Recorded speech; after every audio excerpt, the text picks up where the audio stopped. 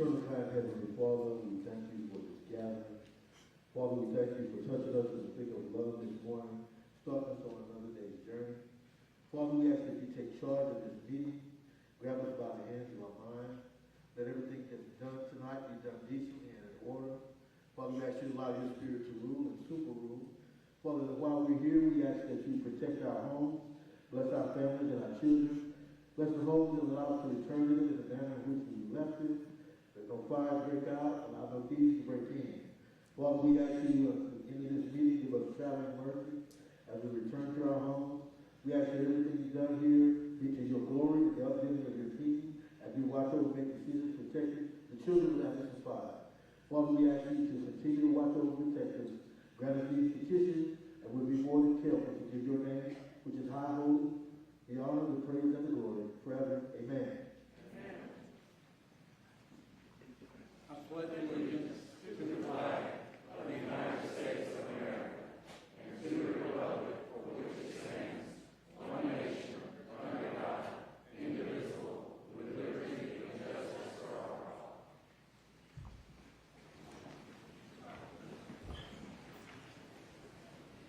Okay.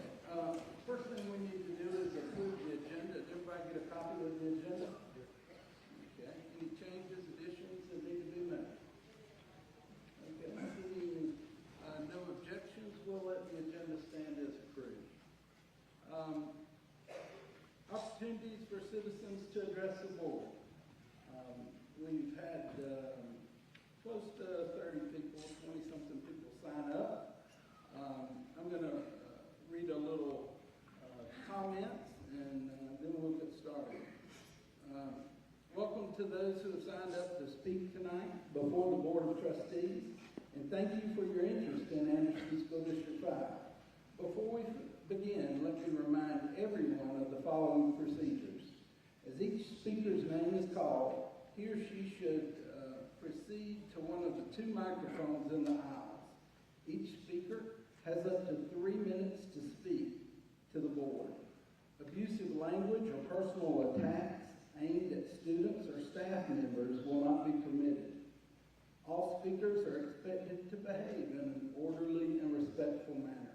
I told someone the other day that we're going to respect you, and we just hope you show that to us and to each other. The board will not engage in discussion with the speaker or respond to comments. The superintendent will designate a member of the staff to respond to each speaker in an appropriate and timely manner if so needed. If you wish to leave any materials from the school board or staff to review, you may do so at the front table. So there's a table right there. Makes it a little more orderly than hanging things out here. So, first on the agenda is Cindy Burris.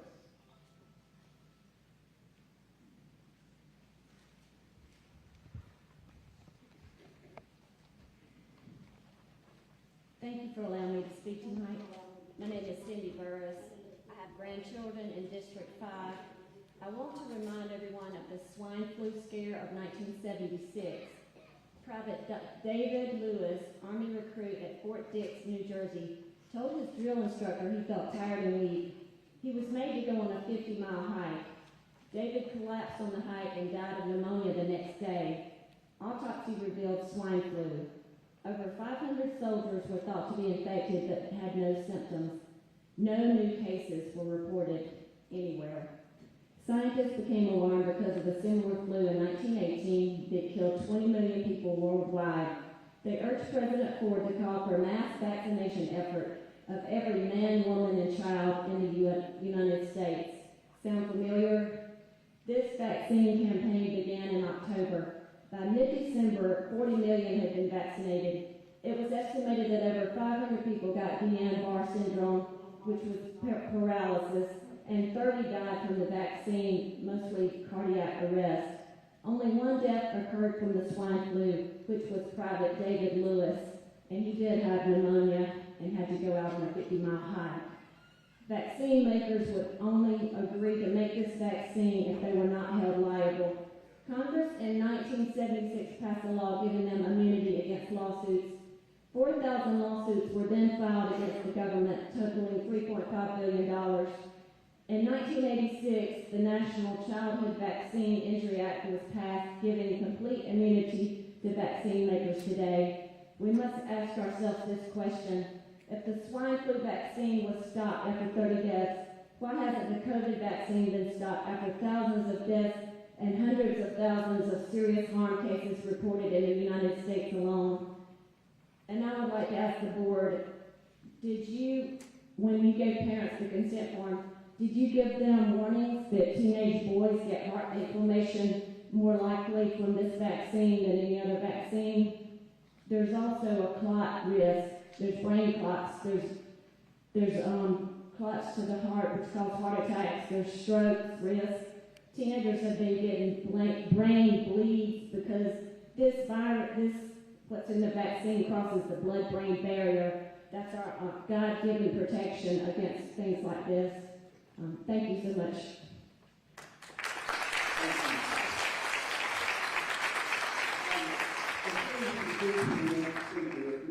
Let the record show that Dr. Addis is attending by phone, so he is on speakerphone.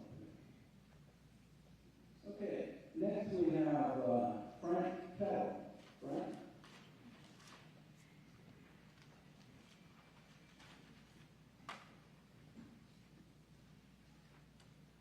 Thank you very much. I'm Frank Kellen, and it's an honor to be here tonight. Thank you. We appreciate that the school board has an important function in Anderson District 5. We are here tonight not to undercut that at all, but rather we are here to underpin that responsibility. We want to support you in providing stability for our students and staff.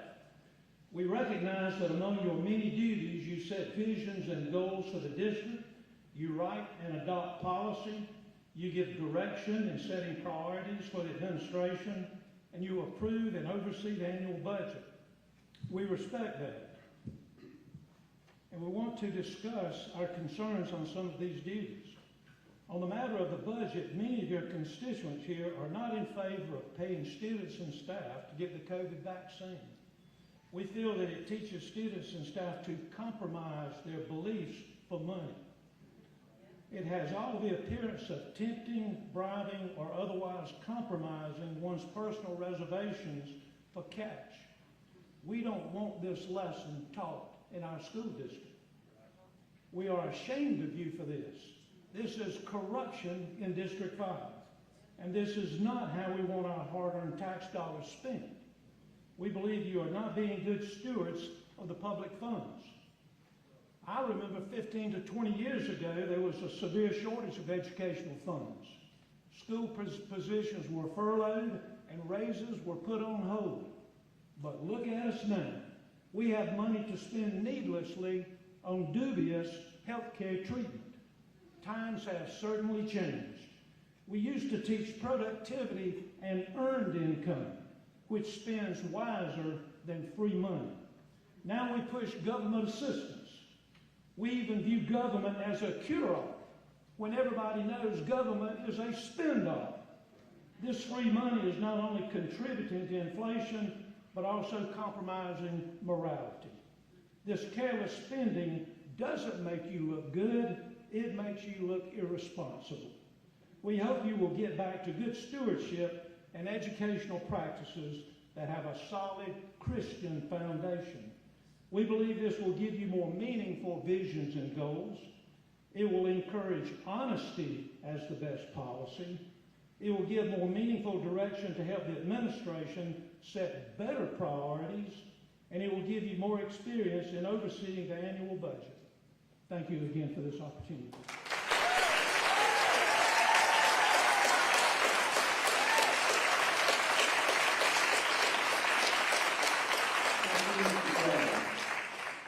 Next, we have Danny Harvette.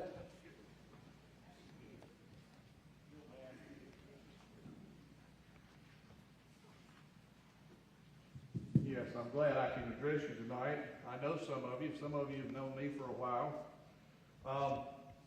I'm here to address what I think is just an absolute unprecedented situation. I'm over in District 2, but I'm here to speak because I don't want what's about to happen here creeping over into my school district. This vaccine is untested. This vaccine is unproven. We don't know what the long-term side effects are going to be. And that, I believe, presents legal issues for you all that are making these decisions going forward. Have you seen the videos of the adverse reactions that some people have had from this vaccine? Epileptic type seizures. I don't know how long they last, but they're incredibly painful to look at. Also, Bell's palsy, which I don't know how long that could last, but it could last a long time. And we don't know. What about, do any of you know what graphene oxide is? It's been discovered that that is in some of these vaccines. And it's been determined to be very, very harmful to test animals that have endured it before. If I were a parent and this vaccine was foisted on my child because of coercion, I would be taking legal action against those that caused this to happen. Now, I'm not your enemy. I'm your friend, and I'm just asking you to act reasonable about this and think this through before we continue this. I've had COVID. I had a smart doctor. As soon as I got it, I was immediately on hydroxychloroquine and Z-Pak, and it was nothing more than a sinus infection for me that lasted a miserable 3 weeks. Every Sunday, I take ivermectin as a preventative. I believe that the government that we are living under now is honestly allowing people to die. And my best friend, Presley Stutz in Greenville, died after we spent 4 miserable weeks with attorneys, with outside doctors, trying to get him the kind of treatment that everybody else knows works. But if the hospital was going to do that, they violated CDC protocol and they lost their $39,000 for the COVID-coded patient. We're in a crisis right now, and we need to be responsible about everything we do, and that, of course, goes with our tax dollars. I can't believe that this is coming, as I'm told, and I may be wrong, but I'm told this is coming out of the general fund, maybe to be supplanted by a grant that you hope to get. Anyway, those are my thoughts, and thank you for hearing me.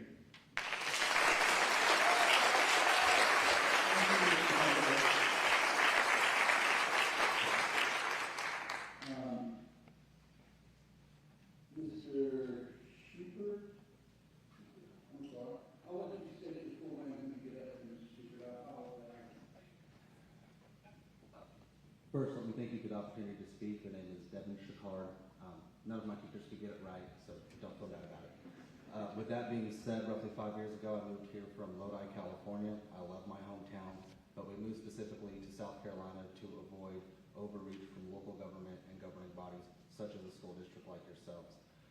I would like to present some numbers on COVID. This is based off of data that I got today from the CDC and other organizations as such, to go ahead and give some numbers so people understand when you guys make incentivizing programs like this, what numbers you must be referencing to make these numbers.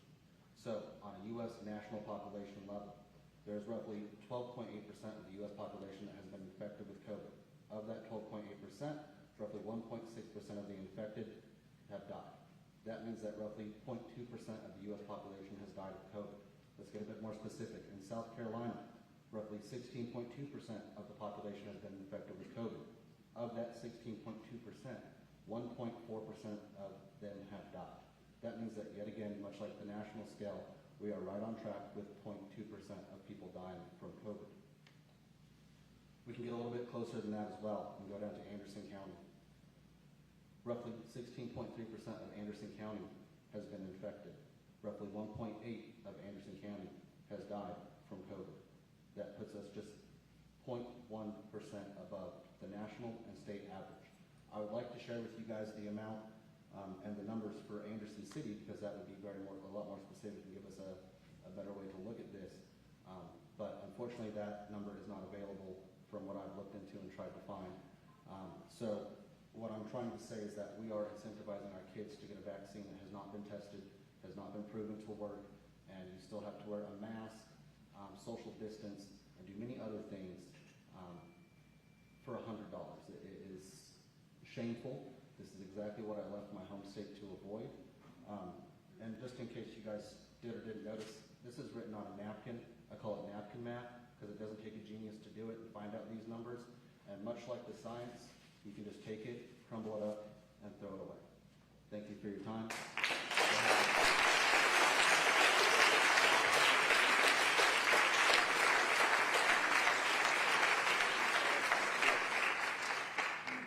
I'm having a tough time with the names.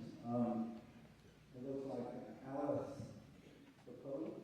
Yeah, Alex Fopley. So I'm from Pickens County, love the area, and this is an unprecedented situation. I see the arrogance coming from some people, as Mr. Harville was describing his ivermectin regimen. I see people shaking their heads like they're doctors or scientists. Really, on top of that, you have the superintendent coming out without the mask. Many people on the board were not wearing the mask backstage, yet there's this entire political theater to make us put on this mask due to social distancing, which no one really knows where it came from. So I want to talk about how this is just absurd. They're doing a thing for the children, $100. I remember being in high school. $100 for a high school kid is a lot of money. You know, you can buy games, you can do whatever you want with it. A lot of kids don't have jobs, so when they see people coming around with all this money, they're really going to be incentivized to take it, and this is specifically a dangerous thing, because it's just come out, a landmark study, New England Medical Journal of Science, and the study basically said that for kids 10 to 17, the vaccine is more deadly, causes myocarditis, than the virus itself. So you have all these tremendous problems that have been coming up. We're pretending that this is scientific, but none of this is scientific. You have all these mandates that we're pushing on kids. You want them to inject themselves. People really feel it in their soul not to get this thing. But there's all this bullying, these different steps that are being set up. One kid, I saw this in different schools, and it's coming here to South Carolina. Preschoolers, not 5-year-old kids, 4-year-old kids, they take off the mask while they're in class, and the teacher comes and rips it back on their face. They come and put it over them. And I know you can't answer here, but is this going to be happening in Anderson County? Is this coming here to this area, to South Carolina? Because all of these different mandates, we don't know where they come from. It seems like the CDC says something, and then we just do it. Even though the FDA, half the people resigned, 16 people resigned because they didn't want to approve it for children like age 5 to 10 or age 0 to 5. And all these people resigned, yet we just ignore that. We just go along whatever the CDC says. So I really think something has to change here. We act like this is the science and you're the experts, but you've been consistently wrong. They told us at the start of this not to wear a mask. Remember this in January? They said, don't buy masks. Don't buy this. This is going to be it's overhyped. And they said that it was a conspiracy theory, if you remember, in January of 2020. And now it's come full-blown. We're being called the science deniers. So I want to say that this is completely unprecedented. People need to take that in. Your children are being bribed, and they're going to do this for the 12-year-olds. In middle school, I've seen a kid, when I was in middle school, a kid ate a worm for $10. And you're going to make them get this experimental gene therapy shot as children. So it's completely outrageous. Really, people should resign en masse, and people need to take back their state or their school board, because we can't have this happening again. Thank you. I'm Alex Fopley, and that is all.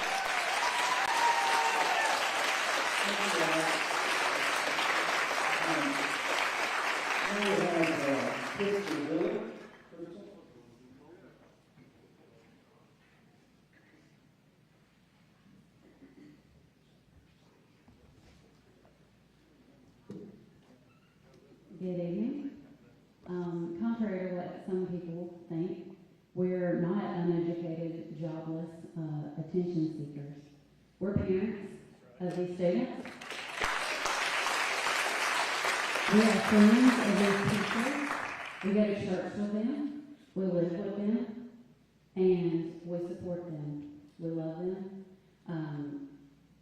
Your job is education. You're the school board. So our health care is not your business, okay?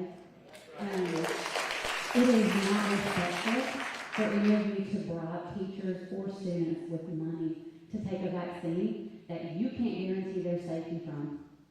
You have no right. We are educated people, we are their parents, and if we wanted them vaccinated, we would do that, okay? So for you to put yourself in a position And I understand this was out without school board approval. That was made very clear to us. So if you support this, know that there are several of us who will be looking for your seats, okay, come election time, because you're not. We pay your paycheck. Your salary comes from our tax dollars. Don't forget that. If you will offer teachers $500 and you will offer students $100 to take a vaccine, what else will you bribe kids to do? Where will it stop? When they approve a vaccine for 5-year-olds, will you pay kindergartners to get a vaccine? And if anything happens to these students, are you going to pay their medical bills? Are you going to pay for their funeral if it kills them? My son is 17, so he falls in a very high-risk category for the COVID-19 vaccine. There are studies coming out every day. Women coming forward, the NIH, just in the time that this started, they have actually paid $1.4 million to start research because so many women have come forward claiming that this has messed up their bodies and their natural cycles. So if you're not medical professionals, you don't have any right to offer money to anybody to get a vaccine that you can't guarantee their safety for.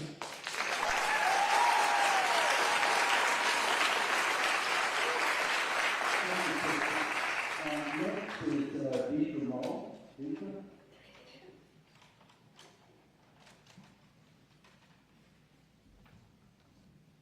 Just so you know, after Deidre finishes, we're going to have Amanda speak.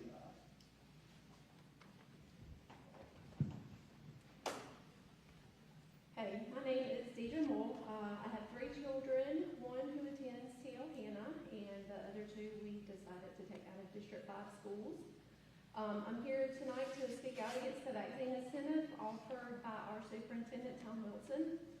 I'm not going to quote statistics on COVID or vaccines. I think it's fair at this point to say that we will have to agree to disagree on many points surrounding COVID.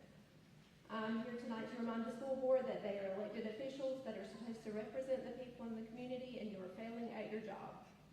Our educational system should never feel that they are in a position to offer monetary bribes for a medical procedure to our children. This incentive absolutely crosses a line. Your focus should be on the education of our students. Tom Wilson has repeatedly made bullying and condescending remarks to and about parents against this incentive, and you are standing by and letting it happen.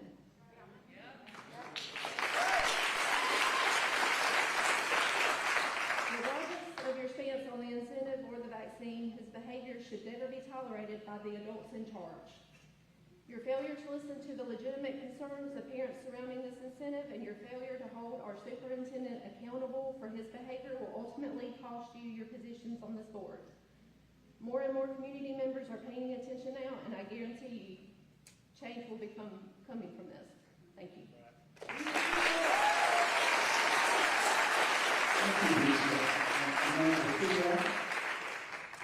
After Amanda, we'll have Brian Kaufman. Hello, my name is Amanda Seawright. I'm a parent of 2 children in District 5. I believe we are all on the same page when I say that students need to be in school as much as possible this school year. I believe that Mr. Wilson is trying to figure out the best way to accomplish this. However, these incentives must go. Under no circumstance should a medical procedure be done because of how much money somebody will receive. Never. When is the last time you were paid to have a medical procedure done to your body? What's this teaching our students? Everyone except those under age of 12 has had the time to get vaccinated if they wanted to. This is a free vaccine. Did you realize that a 16-year-old is allowed to consent to a vaccine without parent permission in the state of South Carolina? Do you think that dangling $100 in front of a teenager is fair? Did you know that the rational part of a teenager's brain isn't fully developed and won't be until the age of 25 or older? I have a few studies right here that I'll leave with you that support that. Requiring the parent signature to receive a $100 incentive will not protect the child. I can assume that Mr. Wilson will tell us again that it's a parent-student issue, not a school issue. I have to disagree. Who decides what the risk-benefit balance looks like for each student who gets the vaccine? I would consider that a student-parent or student-medical professional issue. Wouldn't you? I would also like to know who will be responsible if one of our students has an adverse reaction to the vaccine. In addition to myocarditis and pericarditis, the FDA can't rule out other side effects. As stated on page 5 of the vaccine information fact sheet that comes along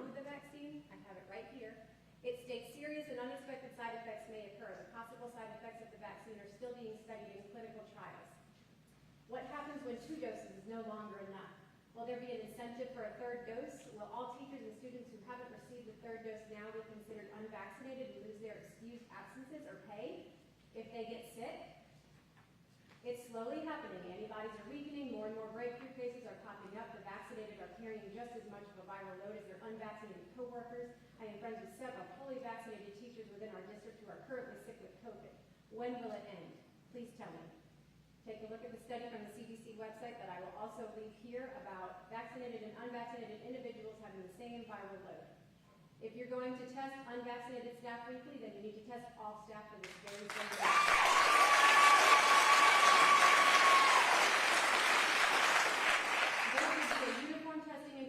Policy for everyone, including students. If you're not, you're just increasing the spread of this virus. You're also causing discrimination and segregation within the district. What about students and staff who have medical reason or religious reason for not getting vaccinated? Have you taken this into account? Mr. Wilson also stated that he made this decision solely on his own and that the board didn't say anything in opposition. Is this true? If everyone who's been promised an incentive actually takes it, that's over $1 million right now. Is this allowed? To me, it seems as though the board should have voted on such an important decision. I gave Mr. Wilson the benefit of the doubt when the incentives were brought to my attention. I honestly believe he thinks that his decision will make schools safer and that he didn't thoroughly think through the consequences of his actions. Now that parents have shown their valid concerns, the incentives need to stop. I'm also requesting that he apologize for his behavior, degrading comments, and emails to the parents and staff of District 5 as well as taxpayers.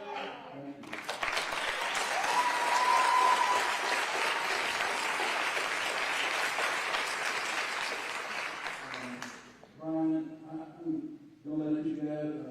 I'm a man of sin and I miss these people. So after you, Brian, we're going to go and text.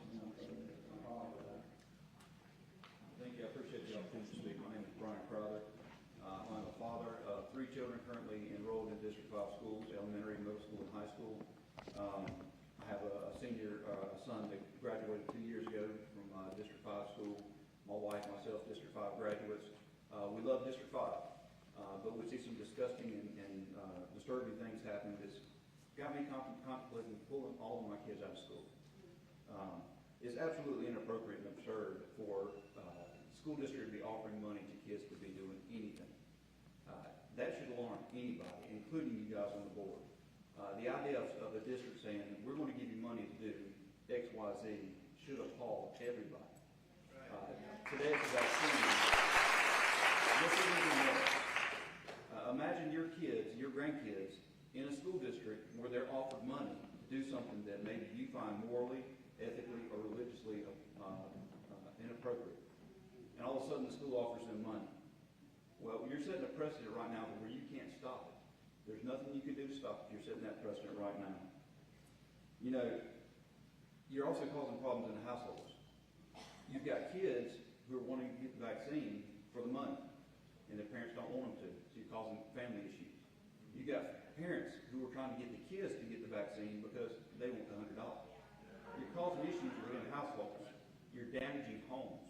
I hope you understand that. Now, I don't know the position of everybody on the board. I know a couple. My representative didn't have the courtesy to respond to me. I don't know where you stand. So I'm assuming at this point, all of you are in agreement with Superintendent Wilson. If that's not true, you need to let it be known because we are coming for your seats. The other thing that I want to discuss is this discrimination that's taking place within our schools. The district is creating 2 classes of individuals and treating each group very differently.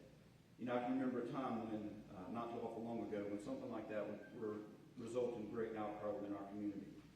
We're applying different standards and consequences to different groups when in reality there should be absolutely no difference in each group, the way they're treated. Science and data show both the vaccinated and the unvaccinated get COVID. They get sick, they transmit it, they can be hospitalized, and yes, they can even die from COVID-related issues. The district is allowing individuals who have been vaccinated to be treated far better than those who have not. In fact, per district policy, those who have been vaccinated do not have to quarantine like those who are unvaccinated. Why is that? The vaccinated can still get infected, transmit the virus. Why are they treated differently? Both can still contract and transmit the virus. Teachers and staff who have been vaccinated but still get COVID are paid for missed days, those who are vaccinated. Unvaccinated teachers have to use personal or sick time. Why is that? The cause for their absence is still COVID related. You understand? It's not because of anything else. And I just want to let you know I oppose the incentive program.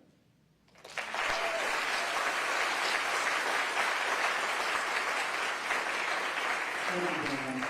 I'm not going to go back and pick up who that I missed. Curtis Smith.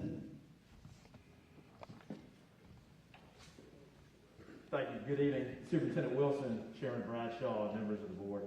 I'm Curtis Smith, principal at Robert Anderson Middle School. And on behalf of all the middle school principals in Anderson School District 5, I'd like to express our gratitude for Mr. Wilson and this board for navigating the many challenges we've faced with COVID-19 in the past year and a half. We have seen for far too long the daily effect COVID has on the education of children in our community. The educational gaps that have been created due to mandated e-learning, quarantines, and illness will take much time and effort for us to overcome. But we are up for the challenge, and as Mr. Wilson says, we will answer the call. Mr. Wilson, thank you for your leadership and for doing everything you can to keep our schools safe and open so we can go about the business of teaching and learning. Thank you.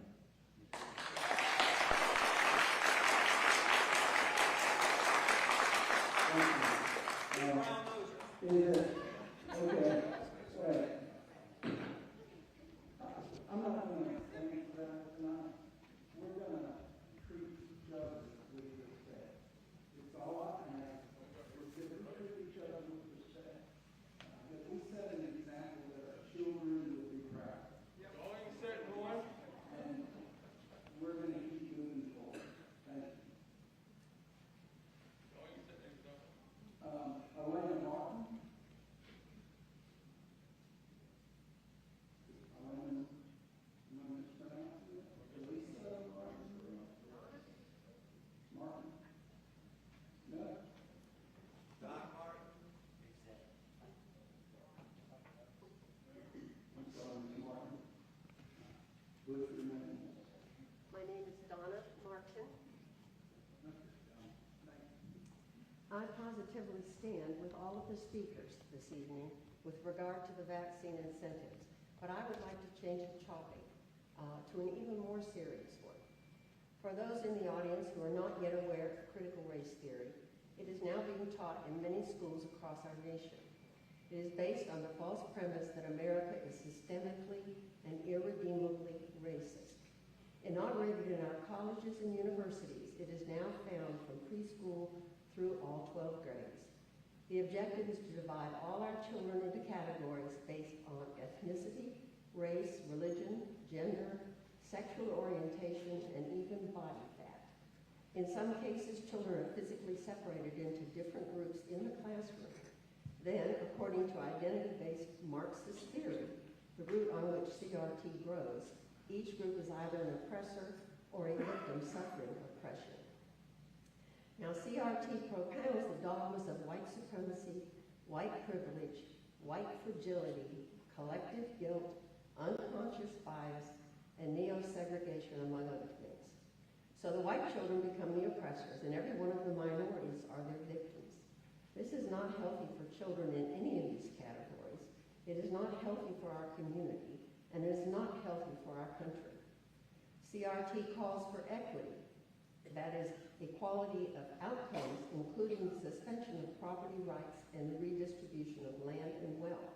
It explicitly rejects equality, the very principle proclaimed in the Declaration of Independence, defended in the Civil War, and codified into law in the 14th and 15th Amendments, the Civil Rights Act of 1964 and the Voting Rights Act of 1965. I do not know if critical race theory and its allies, the 1619 Project and the Zen Education Project, are creeping into the classrooms of Anderson District 5. But since we are all gathered here, I am calling on all of those in the audience who are as concerned as I am to speak with their representatives on the school board.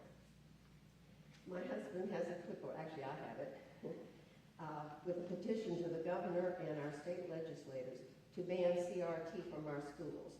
If you all are as concerned as I am, and as I hope you are, I would be pleased if you will sign my petition. Thank you.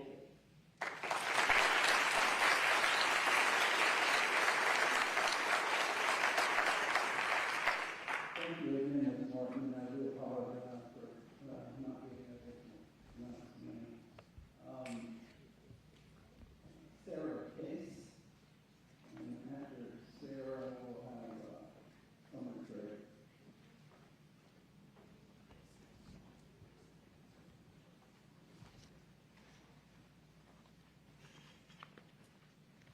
Good evening. My name is Sarah Case. I have a high schooler and a middle schooler in Anderson District 5.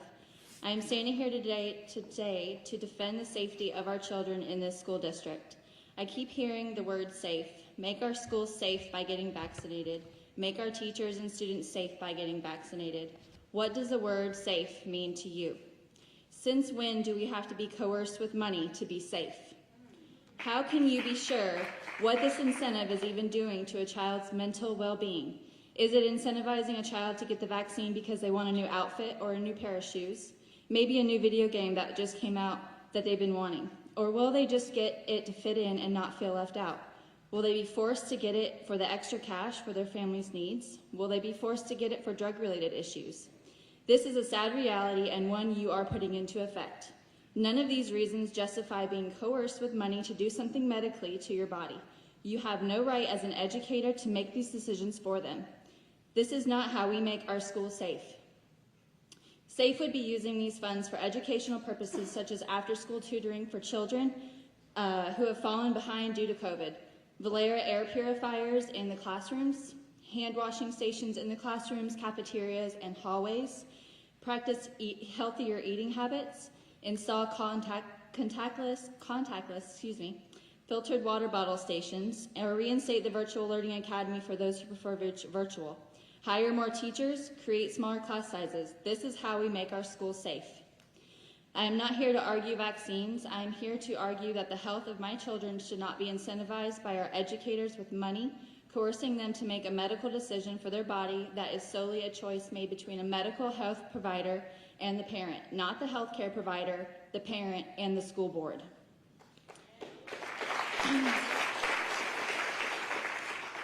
This vaccine incentive is a huge overreach within our school district. This is not keeping them safe. This is coercing them to get something you deem appropriate for your game plan, as Tom mentioned in his email. Nobody likes the virus, nobody wants to get sick, but not everybody is comfortable with getting this vaccine. Whether it's for medical or religious reasons, or maybe they just want to wait a few years, this should be acceptable and no vaccine should be pushed or incentivized, period. That's where this incentive is causing segregation, bullying, division, favoritism, etc. Our medical choices should be no one's business but our own.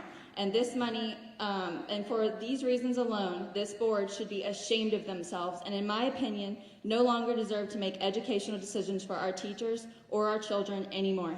Thank you. Thank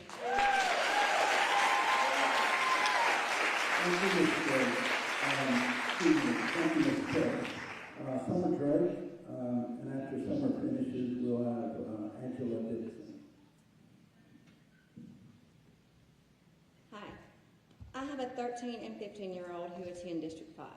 I'm here today completely out of my comfort zone because I love my children, my community, and my country enough to stand up for what I believe in. A bribe is money given to an individual in exchange for them doing something that you want them to do. An incentive is a reward for good behavior for accomplishing a positive goal. Even if we use the word incentive in place of what is actually a bribe, is it justifiable to place good and bad connotations on a choice a student and their family has made that concerns their personal body? To give them feelings of pride or shame that causes division, discrimination, and it has no place in the public education system. What is the motivation behind this push, this program? Tom Wilson has admitted to making this decision solo. I wonder what incentive he was given. I have heard him say this. I have heard him say that this was necessary to remain face-to-face, to slow the spread of the COVID virus, for the health of the teachers, students, and staff. However, we have seen the data, read the reports. I'm sure we all know personally quite a few fully vaccinated people who have been infected. A vaccinated individual can still contract the virus. A vaccinated individual can still transmit the virus. Therefore, the entire reasoning behind this program is completely invalid. I want to ask to plead for the removal of Tom Wilson as Superintendent of District 5.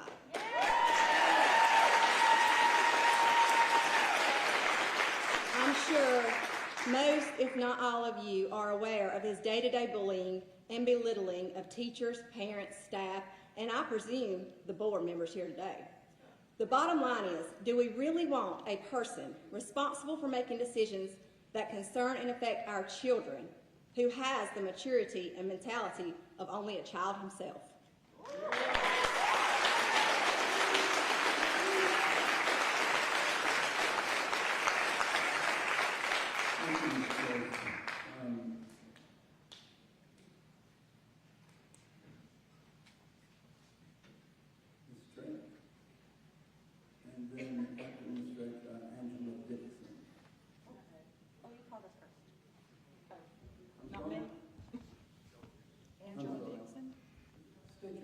Angela Dixon. I'm sorry, Ms. Dixon.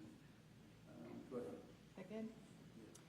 Much information regarding COVID-19 and vaccines is being reported daily, and I understand how overwhelming it can be to keep up. So for our students and our team of education employees, here are some important facts. Are you aware that VAERS.gov for vaccine adverse events states that as of September 10th, there have been almost 15,000 deaths this year alone from the COVID-19 vaccines, which is more than all other vaccines combined since 1991. Other reactions are anaphylaxis, Bell's palsy, miscarriage, heart attacks, myocarditis, permanent disability, low platelet counts, shingles, strokes, blood clotting, just to name a few. Are you aware of the Harvard University study that states that the VAERS.gov website data represents only 1% of actual? Are you aware that the inventor of the messenger RNA vaccine, Dr. Robert Malone, has stated that no one healthy, especially the young, should take the vaccine?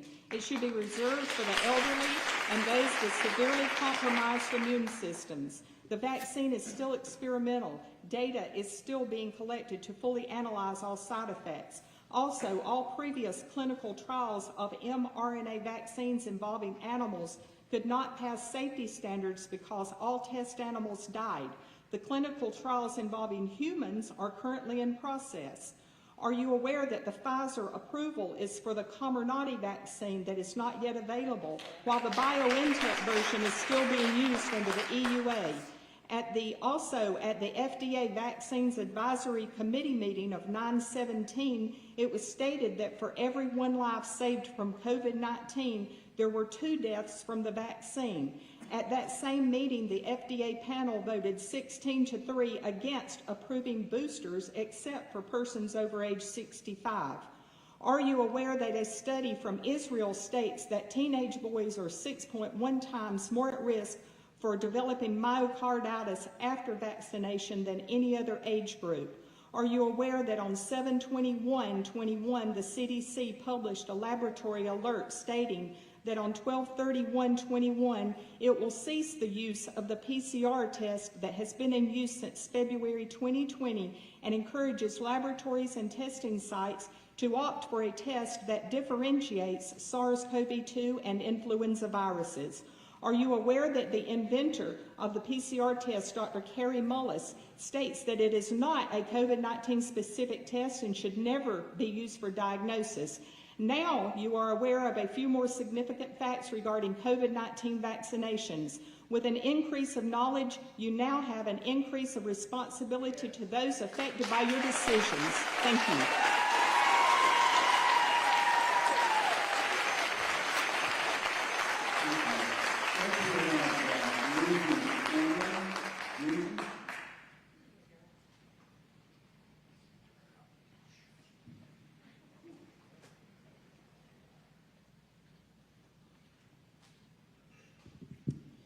Good evening. My name is Lindsay Scanlon, and I am a mother to 6 children. Our children currently attend 3 different schools in Anderson District 5. The last 18 months of COVID policies and procedures have been extremely frustrating as a parent. The schools have not been on the same page, oftentimes making their own rules that don't align with approved district guidelines. It has been very confusing, and schools are increasingly blurring the lines between the responsibility of public education and the responsibility of the parent. Offering a bribe to students and families is a perfect example of this overreach. There are a lot of reasons to disagree with the coercive measures, mainly that it is not the business of schools. But one important detail that many are missing is the matter of mental health among our teenage students. They are already experiencing the weight of normal pressures that come with being a teenager in high school. Now they are facing never before seen pressure throughout the day about medical decisions that lie solely between their family and their medical care providers. The policies are currently in place for quarantines, testing, vaccines, and incentives have empowered a certain group of staff members to feel that this is now their personal calling to coerce students, coworkers, and families. Administration, teachers, and coaches are putting the weight of getting vaccinated on our students when no one is looking, and we as guardians are not there to protect them. For example, my daughter came home from school the following week after the vaccine incentive was announced and said that one of her teachers told a student in front of the entire class, if you were just a decent human being, you would be vaccinated. This is not an isolated event. I am sure that parents in this room have many other examples, as do I. Why are any conversations about COVID vaccines taking place in the classroom or at practices? Why are children being forced to discuss their medical status with someone who is not a medical professional? Why is the school nurse not the only person with direct access to medical information and conversation? Please get COVID discussion out of the classroom. Stop encouraging the vaccine if you are not a medical professional and were not solicited for advice. Investigate unprofessional conduct and please do your job, board members. It is time for Anderson 5 to get back on track as our public servants and get back to education. Thank you.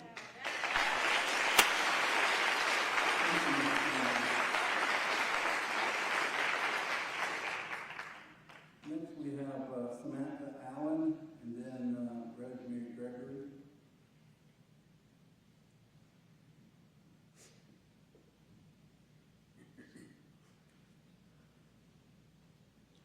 Thank you so much for allowing me to have a moment to speak. I didn't bring a lot of paper, a lot of things. I won't repeat a lot of things that have already been said. There's been some very important information given to you. But I just do want to ask one question. How long will we continue to make decisions based on fear? Hippocrates made a comment a long time ago, and he said, let food be thy medicine, and medicine be thy food. So to not repeat a lot of the good information that's been put out there, I would just like to put a train of thought out there. Since I'm sure that pretty much everybody in here in one way or the other feels like they want to do what's best, and it is hard to know at times what is best during situations like this. Have you thought that if you have lots of extra money sitting around, which it sounds like with these incentives, there's some extra money sitting around, have you thought that there might be a better solution with that $100?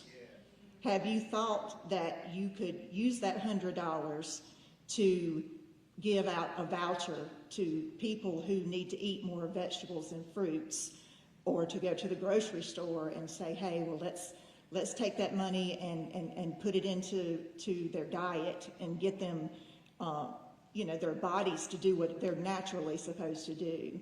Have you thought to give them a voucher for $100 to go to a health food store or to a Walmart or to a CVS to buy some supplements such as zinc or vitamin C or any of the things that can help to build their own immune systems without causing any side effects?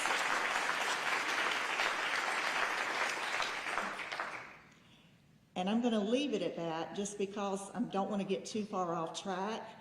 But, you know, even in our educational system where everything is based on the education, never have I ever heard anybody say, well, let's give our students $100 if they pull their grades up. Let's give an incentive for the student who gets, you know, this amount of grades, or who improves this much from the beginning of the year to the end of the year. So why would you do that now over something that's so controversial? Thank you.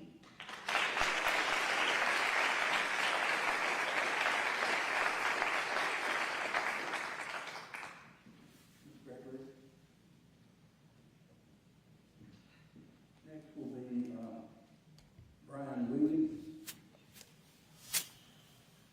Mr. Wilson, my name is Rosemary Gregory. I'm a resident of the Anderson County. I do have a grandchild in District 2. I am pro-life. For me, this is a pro-life issue. This is why I have been out as one of the groundhoggers in front of your building. You're talking about these children's lives, and I hope you listen to the facts that Mrs. Dixon placed before you. I hope she has a copy of those facts for you to ponder. And when you consider the heavy responsibility that our Lord has placed upon you this evening, I hope you go tonight in prayer and find a solution, because He is our judge, and He will judge us for our decisions. Okay. I too have a list from the openvaers.org report that comes out monthly, and the last one was September 10th. 14,925 deaths from the vaccine. 60,000, this is territorial U.S. only. 60,741 hospitalizations from the vaccine. 80,000 urgent care. It goes on. 111,000 doctor visits. Bell's palsy, miscarriages, heart attacks. I hear, too, it affects the ovaries. Sterilization. Permanently disabled, 19,210. Life-threatening illnesses, 15,000. Severe allergic reactions, 28,000. Shingles, 8,000. So I will leave this with you. It also has the mortality report. I also have a copy of the Nuremberg Code of 1947, which gives people the right to avoid the imposition of human experimentation, and it is fundamentally rooted in this Nuremberg Code of 1947. Being an educator, I'm sure you're familiar with the Nuremberg Code. And it was ratified by the 1964 Declaration of Helsinki and further codified in the U.S. Code of Federal Regulations. So this vaccine has not been approved, except, as was saying, it's been approved by Carmody. Okay? I'm in a clinical trial. It takes a long time, 2 years in a clinical trial. Thank you.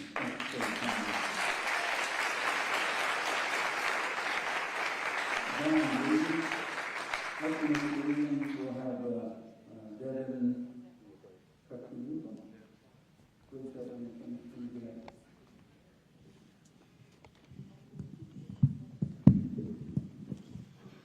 Good evening, Chairman Bradshaw, members of the board, and Superintendent Wilson.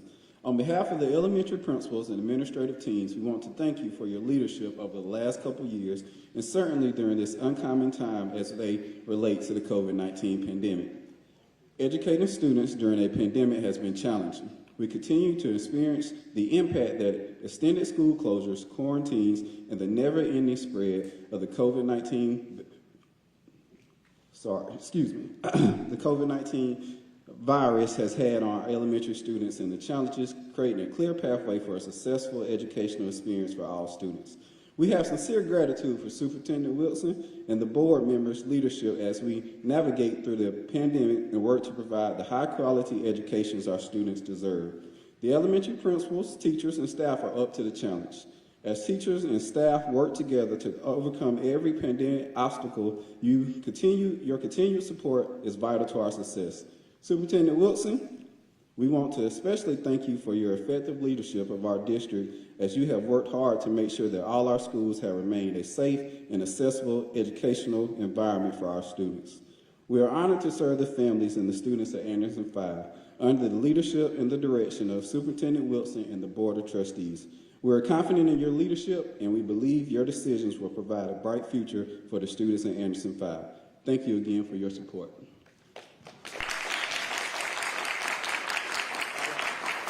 Thank you, Mr. Wilson. Devin, I'm going to let you pronounce your last name for me so I don't mess it up. Thank you. Hi, I'm Devin Pasharuba. First of all, I want to say that I have children enrolled here, and I'm married to a teacher here, so everybody calls him Coach K. I do not agree with the vaccine incentive or the mandatory testing. I think our resources could be much better used, and these practices are outside of the superintendent's and the school board's roles and authority. I'm going to skip over most of my paper because it's already been said. But I was wondering if you guys read the survey answers from the spring regarding the use of the COVID funding by the schools. I know that I got surveys from the schools and I filled them out, and I'm guessing that incentivize the vaccine did not make up a majority of those answers. I agree with tangible rewards for exemplary performance or building school spirit, ice cream parties, field days based on grades or participation in fundraisers and lack of tardies, those kind of things. Actually, Principal Smith does a great job of that, and so does Principal Mills at the schools my children attend. I'm all for those. But monetary bribes to make someone do what you want them to do is in what is clearly a controversial arena is not okay. There's countless examples of quid pro quo that are fine until money's involved, and then it crosses an ethical line. And you've crossed an ethical line by incentivizing this vaccine. Do you agree that it's unethical for the teachers and the other administrators to share their political views when it's time for voting? This is not much different. You're pushing your thoughts on these children when it's their parents who have the opportunity to discuss this with them, and it should not be incentivized. People miss school, teachers and students, for other illnesses besides COVID, for accidents, for family-related issues, and that's something that, along with COVID, is certainly an issue, missing school, teachers and students. I think it would be a better option to hire additional tutors or instructors to assist the students either while they're out or upon their return. Some students are working while they're out and some are unable to, teachers as well. Some students can catch up easily upon return and some need additional help. These resource instructors, or whatever you could call them, could be utilized to help the students and ease the burden on the teachers so as not to conflict with the dual modality laws in place to protect the teachers right now with all the extra of COVID. Also, have you looked into a comprehensive long-term virtual option to accommodate those students and teachers and families who aren't comfortable being in school at this time and to ease the strain on the classroom size? Something with more accountability than last year's spur of the moment. It worked great for a lot of people, but I think it could really be built upon to give them more help. That's all. Thank you, Dr. Henry Gerber is next. Dr. Gerber.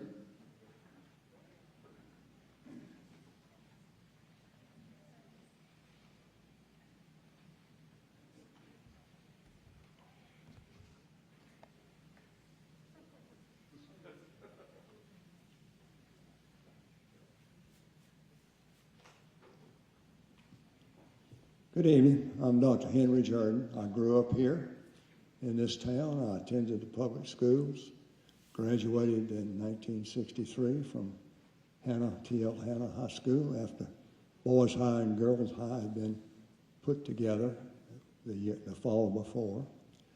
I was fortunate enough to win a competitive scholarship to the Air Force Academy, and I was surprisingly well prepared to compete with guys there. They get top-rate, well-taught students, and I was thoroughly prepared, having gone through the school system here. I married the high school sweetheart and head cheerleader, and that was an extra benefit. And we have 3 daughters, all of whom graduated from T.L. Hanna, and we have now 6 grandchildren that are filtering their way in. I want to tell you what I'm concerned about. I need a little bit more time, but I was DHEC board chairman when AIDS broke in 1980, and we struggled, searched, and we couldn't find the source of AIDS. It was well covered up. We found out that the AIDS virus, first of all, it was developed in the Bacteriological Warfare United States lab in Fort Dix, New Jersey, by our country. Second, it was put into circulation by lacing the AIDS into the vaccine of smallpox that we shot all over Africa and spread it to the black Africans and the whites that lived there. I'm concerned about the next pandemic, and I've written a 1-page article.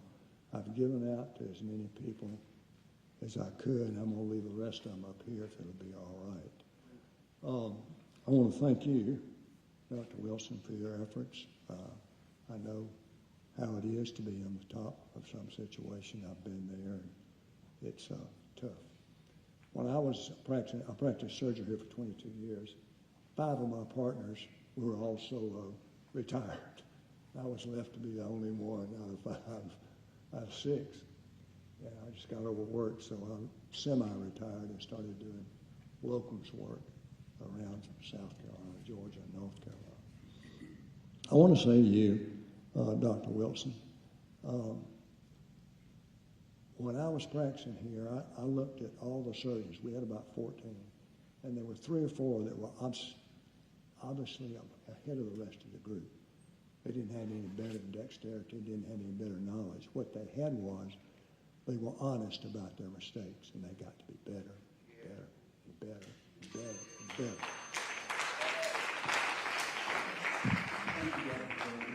I need about 10 seconds, if you don't mind. Finish up. Dr. Wilson, I'm telling you from the depth of my heart, you have made a bad mistake. The difference between a good surgeon and a crummy surgeon is a crummy surgeon makes excuses for the bad outcome. Good surgeon says, what could I have done different?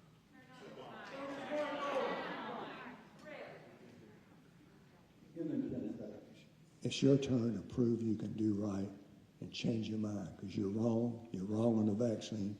You're wrong on these stupid masks, which we've known in surgery for 30 years don't provide any protection. Thank you.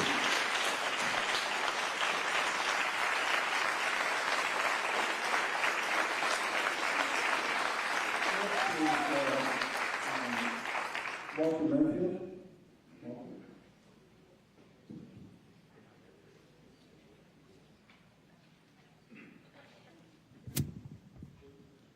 Good evening, Superintendent Wilson, Chairman Bradshaw, and members of the school board. As principal of T.L. Hanna High School, I want to thank you for your leadership and courage during the most challenging 18 months that I've ever experienced in my 35 years in Anderson School District 5. The COVID pandemic has stressed our school system unlike anything we have ever experienced. Students, teachers, and parents have all felt the effects of extended periods of e-learning, unexpected quarantines, isolation from friends, as well as the emotional hardship of loved ones who have become ill with COVID-19. During the last year and a half, the district has done everything in their means to continue to give our students the best education possible. while keeping them and our staff safe.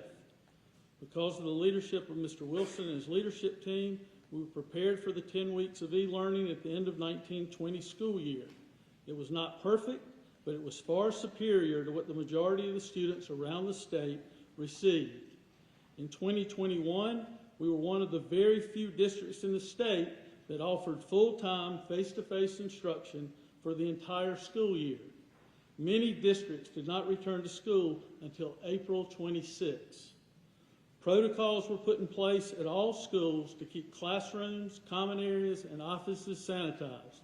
Schools developed plans to have students social distance to the best of our ability in the hallways and classrooms. All students were given masks provided by the district to wear during the school day, all of this in an effort to keep students safe and schools open. We never had to close TL Hanna and place our students on extended e-learning during the 2021 school year.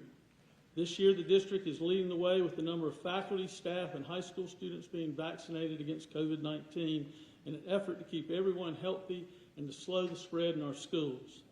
This would not have been possible without leadership at the district level.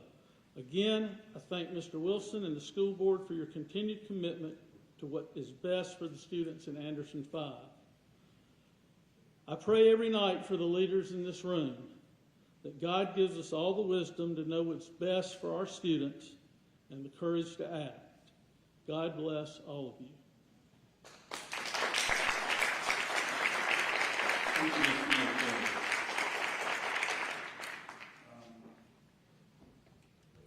Carrie G. Roberts.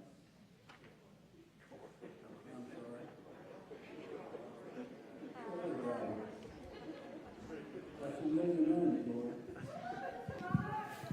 Well, to my handwriting has never been the best, Mr. Bradshaw. Good evening, Superintendent Wilson, Chairman Bradshaw, members of our Anderson District 5 School Board, fellow colleagues, and community members. I am Corey Roberts, principal of Westside High School. It's been my privilege and honor to serve at the high school that I graduated from in 1987. The majority of my professional career has been spent right here at home in Anderson 5. Throughout those years, we faced many challenges and obstacles which we had to overcome. However, none has been as great as our most recent crisis, providing students with a quality education during the pandemic while keeping students, families, and staff members safe. Anyone that comes to Westside and comes to our campus will see posters with our Westside priorities. We have 4, with the first being a safe and effective learning environment. I cannot express my gratitude that I serve under a leader like Mr. Wilson during this national crisis. Students and staff are at his utmost importance to him, and he has done everything humanly possible to encourage the safety and health of our school community while keeping schools open. When many districts turn to virtual education, closures, and hybrid models, I'm proud to report that I work for a superintendent that realizes nothing can replace face-to-face education. Mr. Wilson understands that education is the pathway for our students to become contributing and functional members of society, which is a major component of our state's expectations in the profile of a graduate. Thank you, Superintendent Wilson, for your courageous leadership and commitment to the safety and welfare of our entire school community. Thank you also to our school board for your leadership during these unprecedented times. Thank you.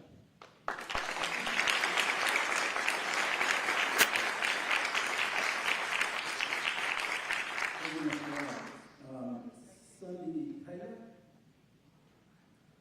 And it looks like Sunday, you're going to get to finish this off tonight.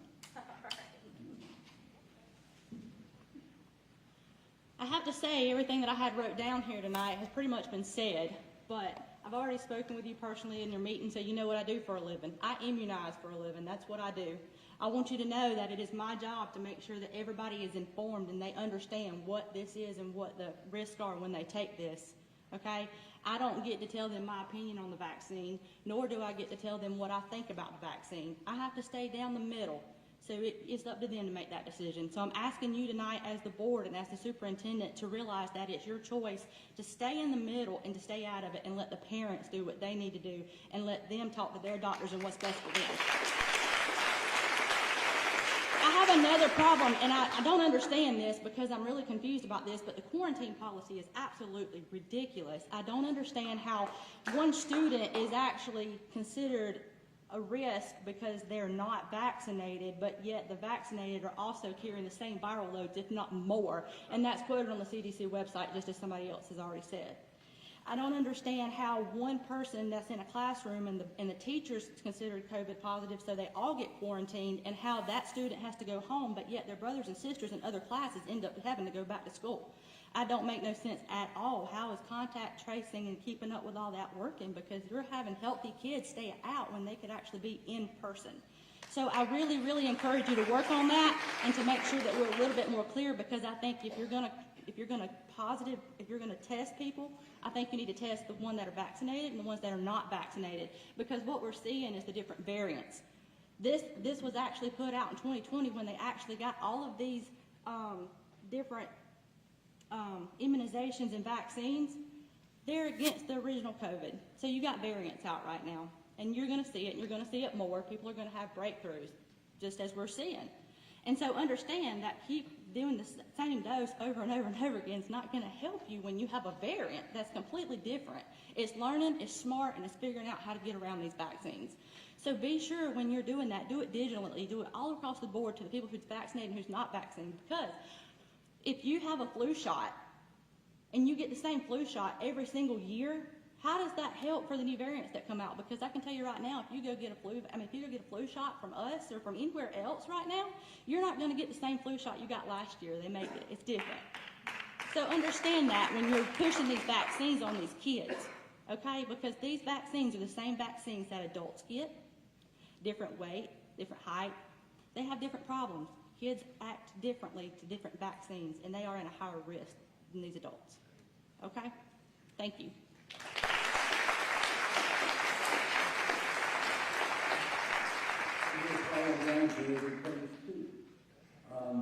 Mark Brackett, followed by Robin. I'll let Rob go first. Mark. I appreciate the opportunity to speak. Yes, my name is Mark Brackett. I'm a substitute teacher here in the district. My wife is also an employee of the district, and I have two young sons as students in the district, a 7th grader and a 3rd grader. I say that because a lot of speakers at the column here have had no attachment to the district at all. No students, no children, no family members involved in the district. Some of them not even taxpayers here in Anderson County. In my previous career as a trial attorney, I learned something from other good trial attorneys, that attorneys don't win cases, the facts win cases. I say that because I want to address some of the complaints tonight with facts. The district is abusing its power. This argument ignores the facts. The district is offering $100 to high school students that get a COVID vaccine. This is only an offer. It can only be accepted with the parents' approval. It cannot be accepted without that approval. The parents are still in control. Complaint 2, the district is coercing the students. That complaint is also laid to rest by the same facts. The parents have not relinquished control.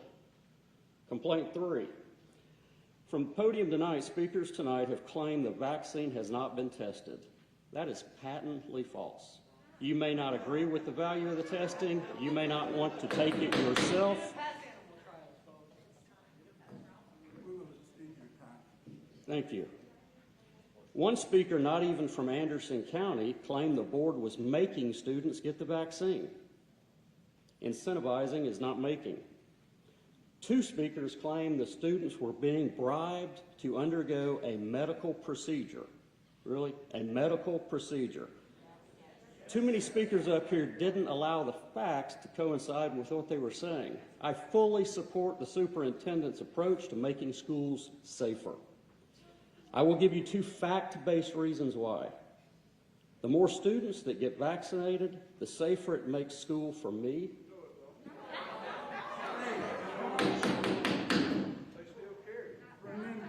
The safer it makes schools for me, my wife, and my 2 children.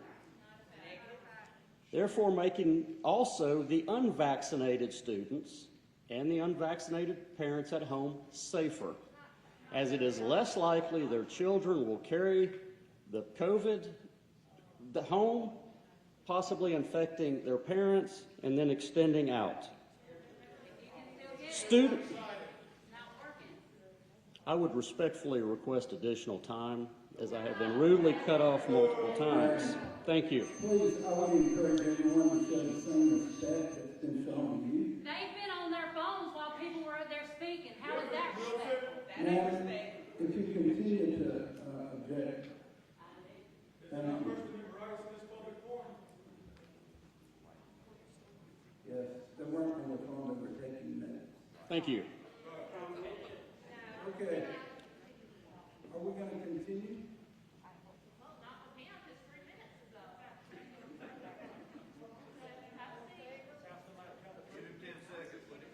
Give it 10 seconds like we did together. Okay, this is a meeting in public.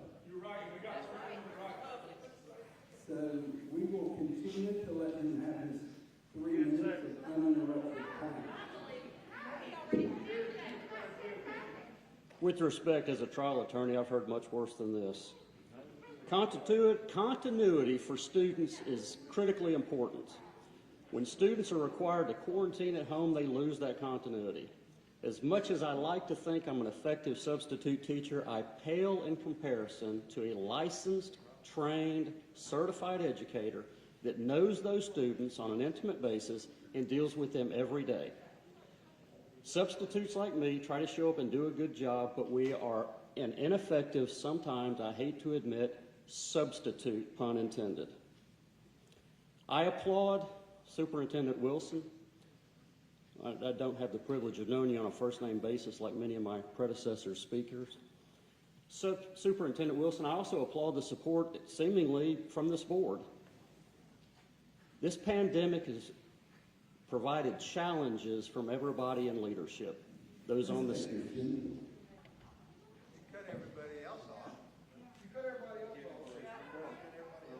And I respect those on the stage for being out there in leadership positions. I applaud the creativity in providing incentive because, as I said, it makes my family safer. Thank you for the time.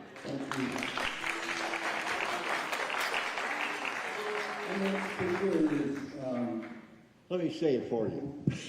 Robin Potrovka. Good Irish name, right? Look, I'm 76 years old.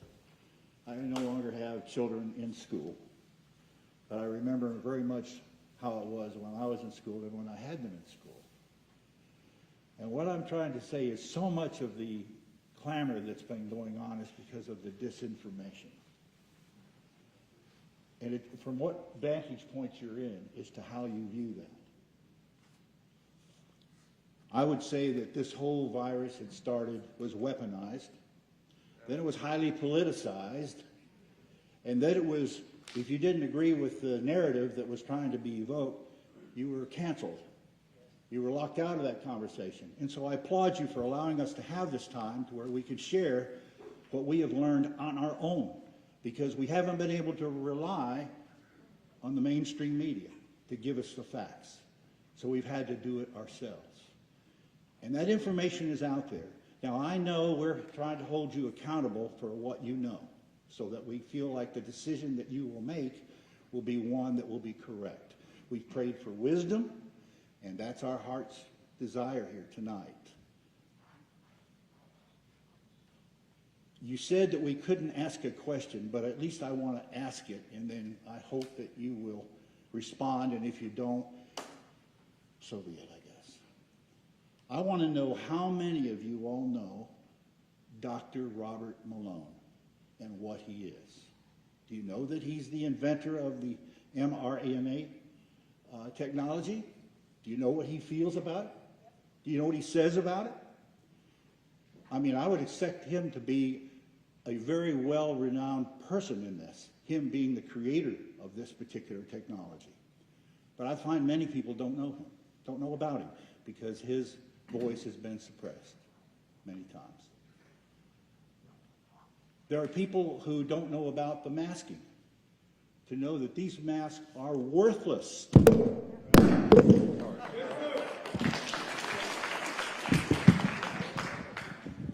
one last thing. My wife and I got COVID. We got it from a person who had been vaccinated. That person gave it to 16 other people, of those that were vaccinated as well. Wow. 2 of them died. One was a person that had extenuating circumstances. The other was 82 years old.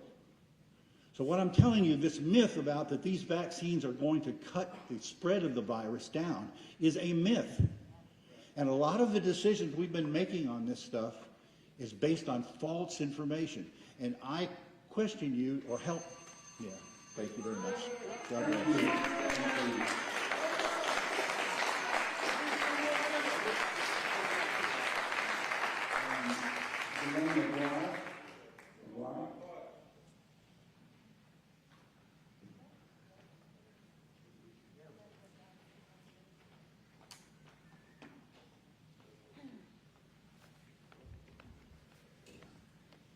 Hi, good evening.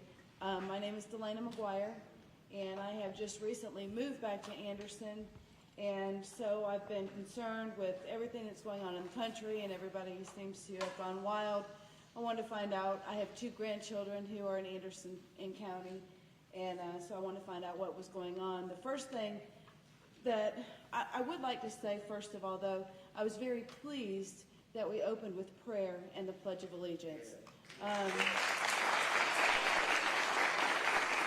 I think that our world has gone wild because we've taken God out of so much of everything. And so that made me very happy. The first thing that I noticed, the reason why I came tonight, because I have just moved back and I'm not aware. So I looked on the curriculum page, and for the comprehensive health, I believe it was, the agenda had been removed. It said it was taken down, and I wanted to find out what is being taught in that class. I've heard very disturbing things of other areas of the country, and so I wanted to find out what is being taught in that health class. I don't know if you're aware, but yesterday the South Carolina Supreme Court stated that the mask mandate violates state law in a 5-0 vote.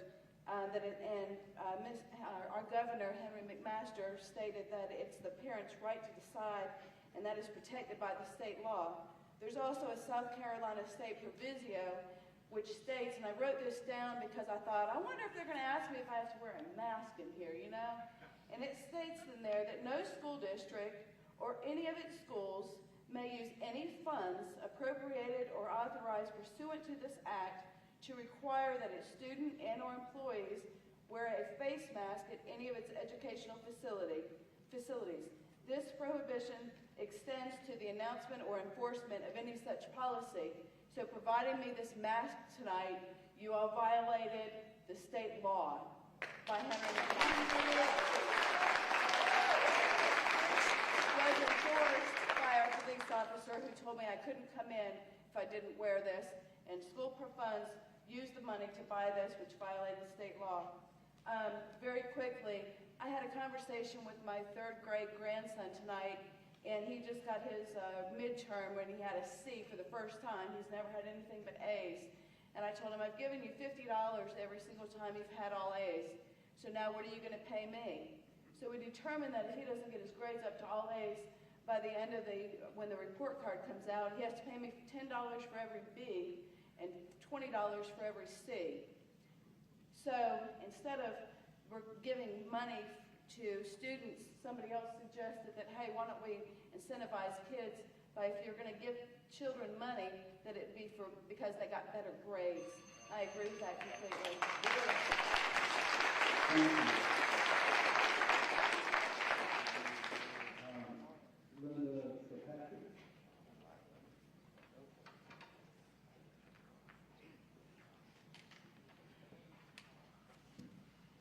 Thank you. My name is Linda Kirkpatrick. I'm a mother and a grandmother and a resident. I appreciate everything you do as a board and the teachers that we have in our community, because I know it's a very difficult job, and we know especially this last year it had to be difficult.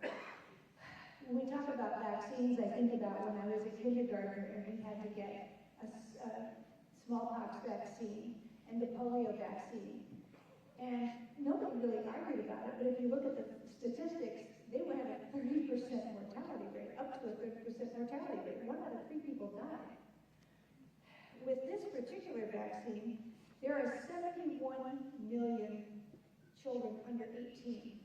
How many cases, does anybody here know how many people under 18 died in the last 20 months of COVID? Just wild guess, 73 million. 436 according to statistics. 439, excuse me. What are we doing? What are we doing even having this conversation? 439 are you serious? I mean, the mortality rate for children under 17 is 0.0006. Wow. You have a 99.999% survival rate. Get out of this business and do something more productive.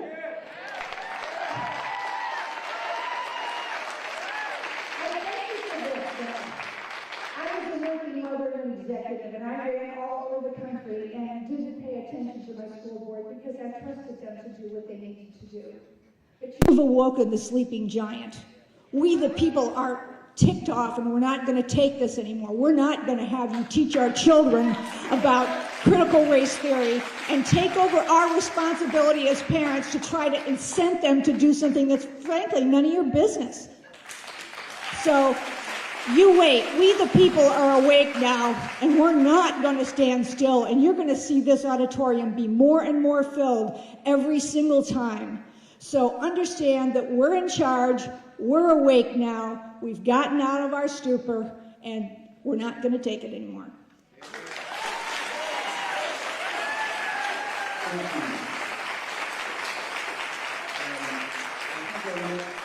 Speaker is Diane Day. Did I get that right? Who's the first one tonight? Is it Gray? I'm sorry, I see somebody moving. Thank you. I'll let you pronounce your name correctly. Okay, any old day.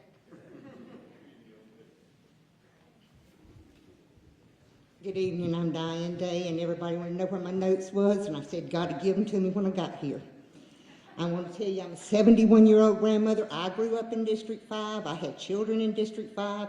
I've had 2 sets of grandchildren in District 5. I've been a volunteer in District 5 schools for over 40 years. I've helped teachers. I have lots of teacher friends. And let me tell you, the children aren't the only ones that's coerced. The employees are so coerced till they feel scared to say anything.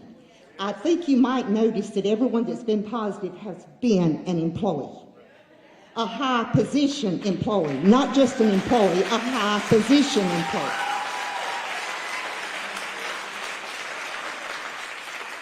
Now I want to tell you about my vaccination in 71 years. I had a flu shot, 9/11. My job said I had to have a flu shot. Guess what I got that year? A flu. I ain't had it since. My husband gets the flu shot every year, and he has the flu every year too. I don't know, I'm not a doctor. I would love to hear some medical, scientific, instead of, I don't want to see doctors with suits and makeup on TV. I know they are political propagandists. And that's what's affluent in our country now, is people that are saying what they want us to hear. They want to divide us. They want to divide us by race.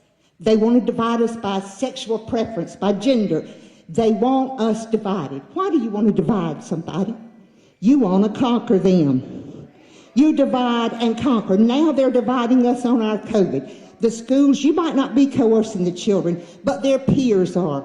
I've got a 15-year-old grandson at Westside. That boy works washing dishes 2 or 3 days a week after school. He makes $10 an hour. What does that $100 look like to him? That looks like 2 weeks' work. He's not accepted it because he knows that he's a conservative for one thing, and that's very few in high schools now.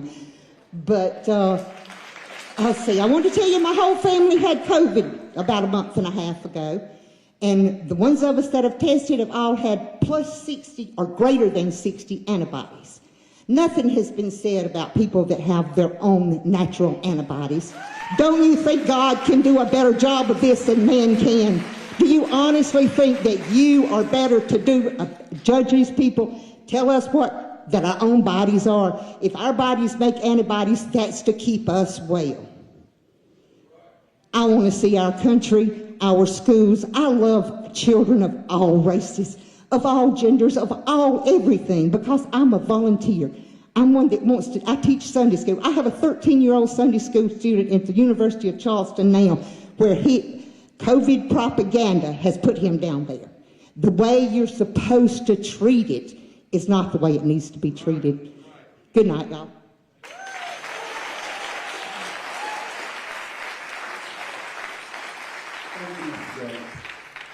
I'm sure she makes every day a good day. And I want to thank you.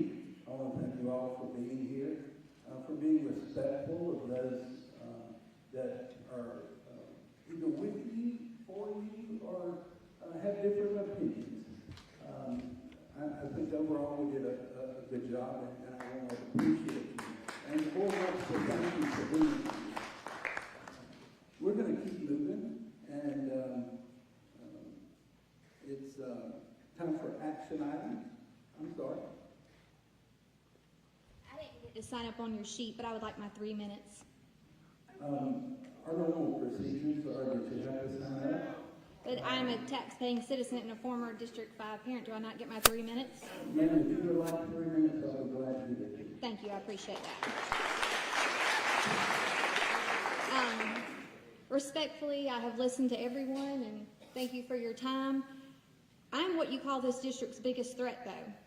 I have removed 3 of my children, which takes significant funding from your district for several years.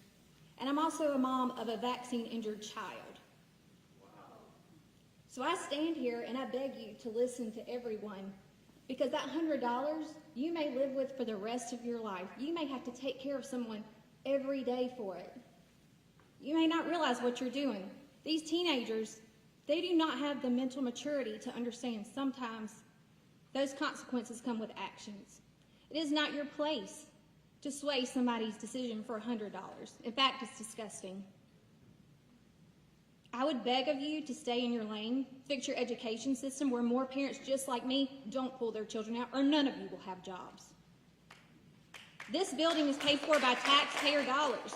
Without people bringing their children to school, you don't have a job. You, sir, collect a salary from Georgia and here. You also stay at the Blakely Inn. And I've heard you only go to work maybe 3 days a week. When you've got a lot of parents like me taking notice of those things, your days may be numbered. So I would use them correctly. Have a great day.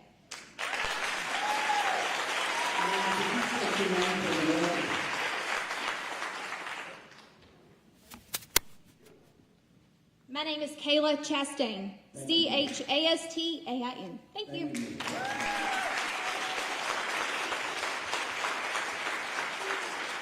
Okay, we continue to move forward. Action items. First of all, we have in our packets the August 17th, 2021 board meeting minutes. Have all the board members had a chance to review the minutes? Any additions or subtractions that need to be made? Being an action item, we will vote. We have a motion to approve the minutes.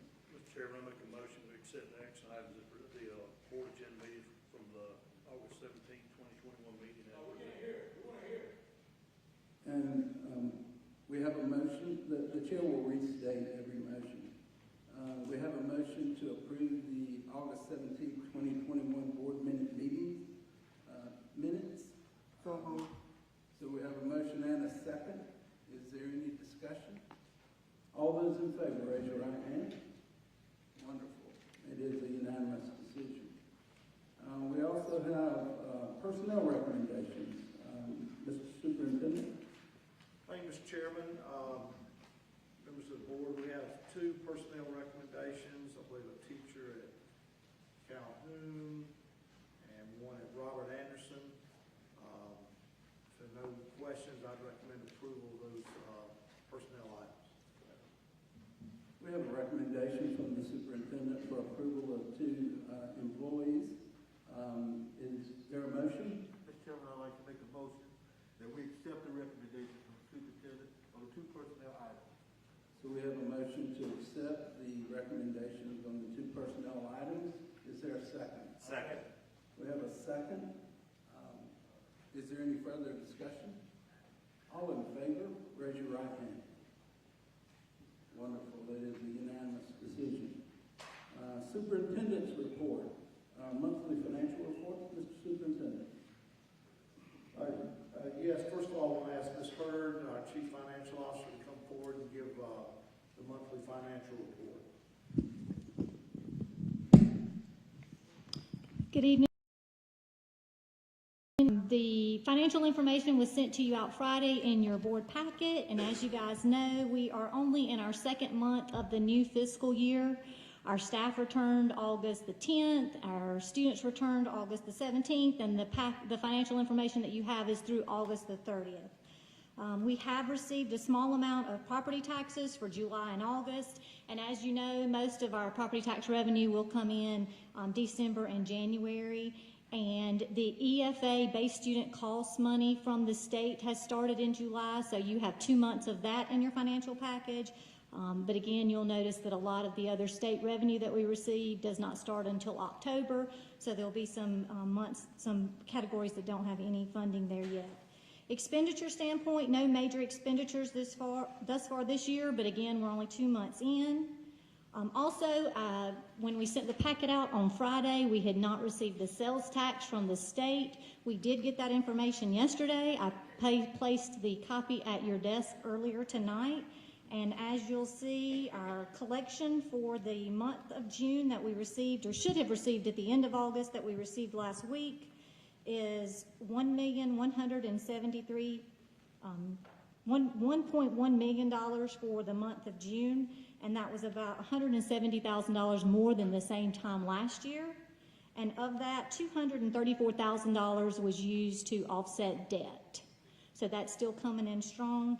And for the year, that completed the year 2021 for sales tax.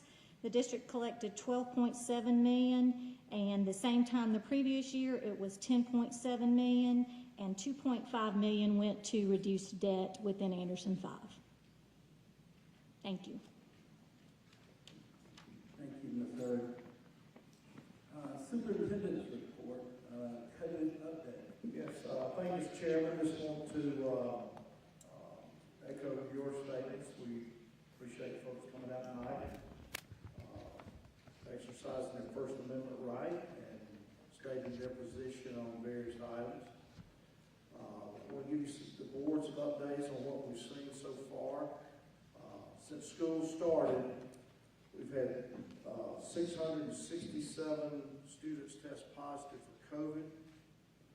As a result, they've had to quarantine and stay home, some for 2 weeks or whatever.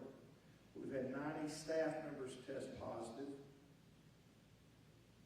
In August, we had to quarantine 1,594 students because of the exposure to COVID.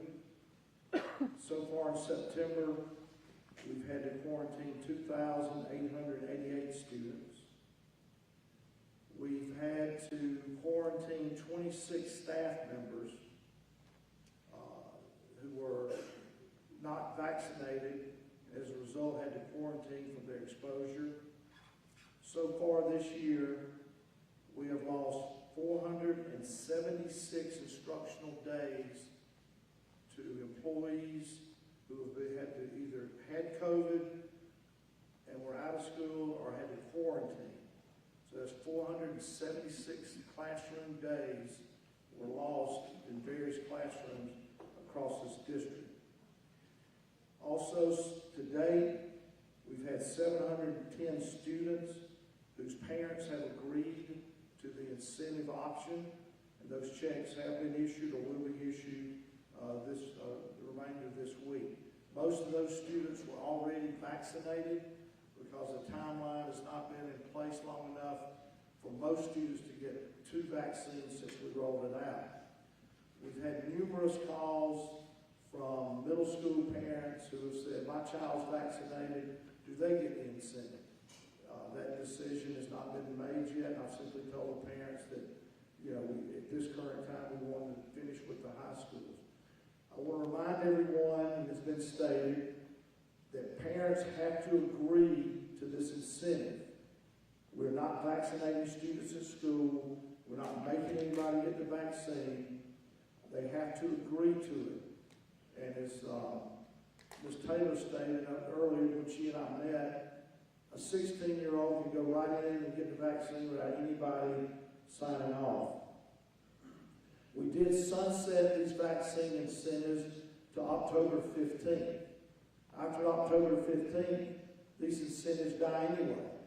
They will be done away with. We set it up that way so if parents and students chose to get the vaccine, they would get it early so we could hopefully have a normal school year.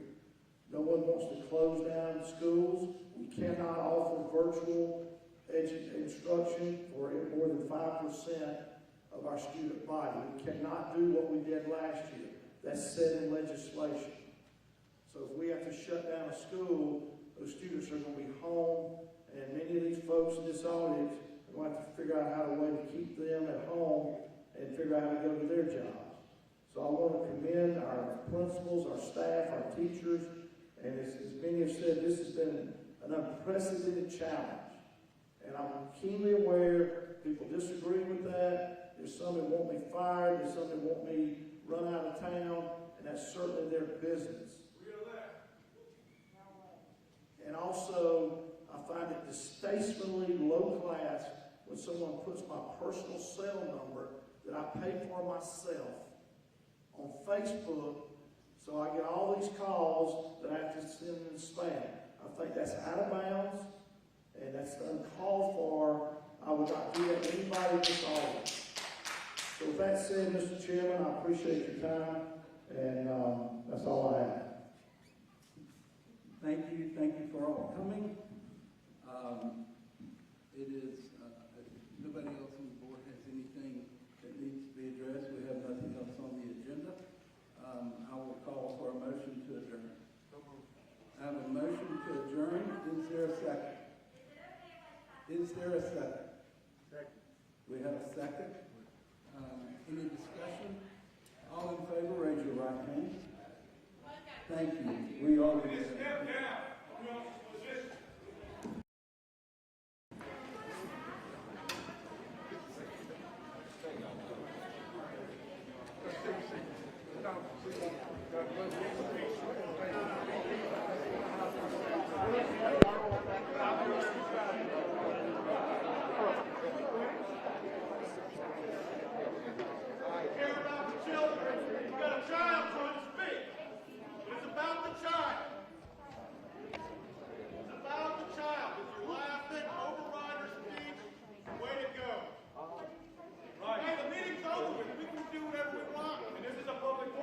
Say whatever we want, but this is a public school. Way to go!